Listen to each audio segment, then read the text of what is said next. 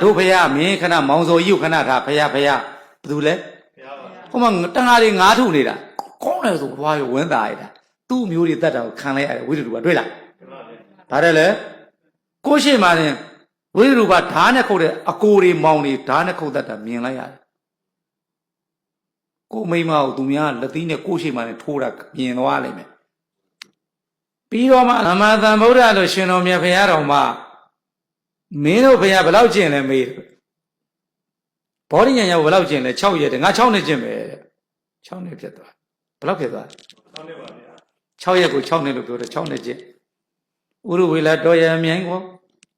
6နှစ်ပတ်လုံးပြီးသွားမနေ့ကဟောခဲ့ပြီနောက်လာမယ့်ဆက်ဟောမယ်ဘုရားရှင်